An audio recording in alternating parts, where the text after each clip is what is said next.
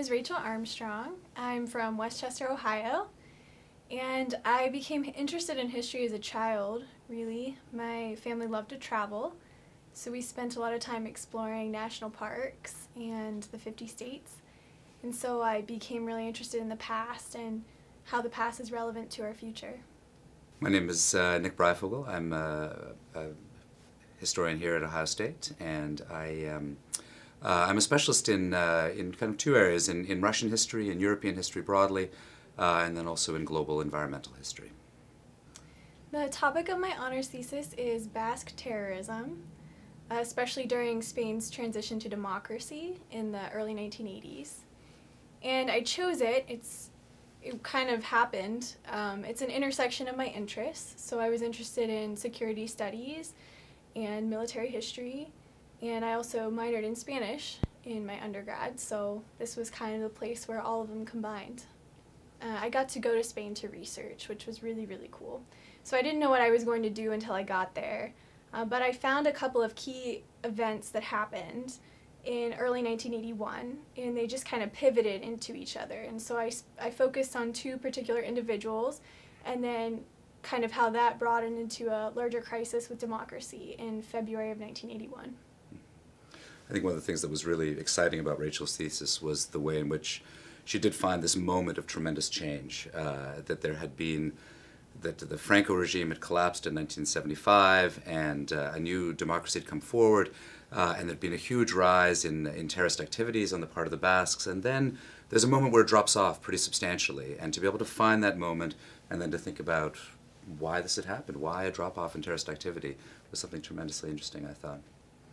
I wasn't expecting to find these pivotal moments, I think. I went in with sort of a broad understanding. I read a lot of history before I went, and when I got there I realized a lot of the history is in the newspaper articles. So I went to archives and I found newspaper articles, and these all kind of, they were centralized around a couple key figures. And so I realized how much a single person or a single event, a single day or moment in time can actually change the trajectory of a country and also the trajectory of a terrorist organization.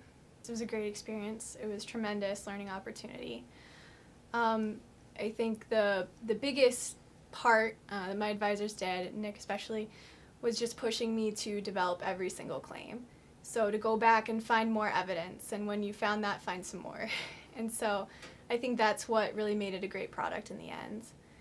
From the project, my writing skills got better, my ability to communicate effectively, my ability to develop ideas and analyze situations with kind of this laser focus. And I think this has been tremendously helpful to my law school career so far. And hopefully in the future I'm going to be studying public policy at the Glenn College, so I think it'll help there as well. Mm-hmm. She made a really original contribution to our understanding of Spanish history. At the same time, she made a really impressive contribution to our understanding of how terrorist organizations work. I mean, this is obviously a fundamental question that people around the world are grappling with. How do terrorist organizations work? Why do they develop? And also, perhaps even more importantly, how do they stop, or how can we bring them to an end? And Rachel offered an incredible sort of case study of how a terrorist organization changes, how it becomes less radical over time, and what are the kinds of events that can make that happen, and how one brings about those kinds of changes within a democratic system of government.